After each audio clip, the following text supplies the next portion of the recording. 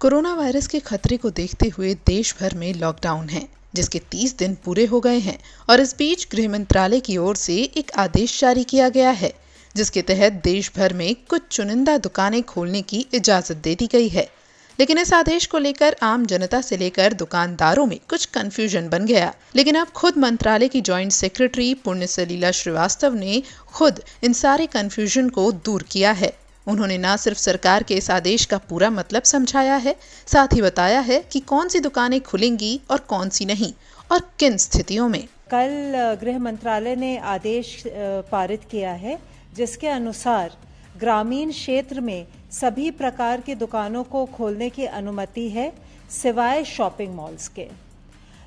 शहरी क्षेत्र में जो एरियाज कंटेनमेंट जोन्स में नहीं आते हैं, वहाँ पर कुछ प्रकार की दुकानों को खोलने की अनुमति है, जैसे कि नेबरहुड शॉप्स, अड़ोस पड़ोस में जो दुकानें होती हैं, रेजिडेंशियल कॉम्प्लेक्सेस यानी कि आवासीय परिसर में जो दुकान है, या जो स्टैंड अलोन दुकान है जिसके आसपास और दुकानें नहीं हैं। मैं स्पष्ट करना चाहती हूँ कि जो हेयर सैलून्स हैं या बार्बर शॉप्स हैं, ये सेवाएं प्रदान करती हैं।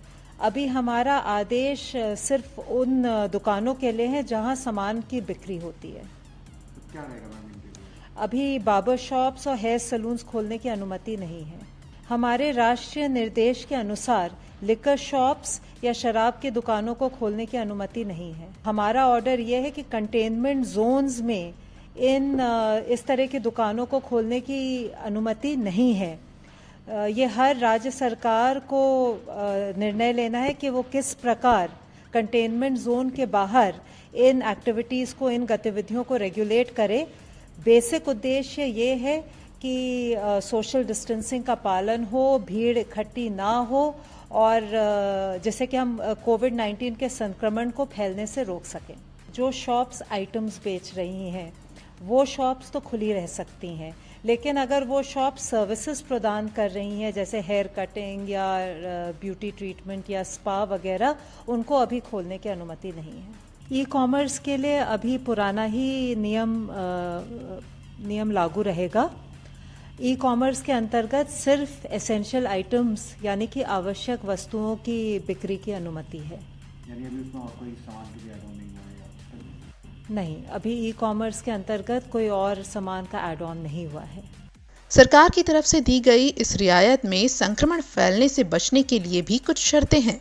दुकानदारों को इन चीज़ों का ध्यान रखना है कि वे सोशल डिस्टेंसिंग के नॉर्म्स फॉलो करें, कर्मचारी मास्क पहने और जो हमारे स्टैंडर्ड हेल्थ प्रोटोकॉल हैं और जो स्वच्छता नियम है, उनका वे अनुपालन करें।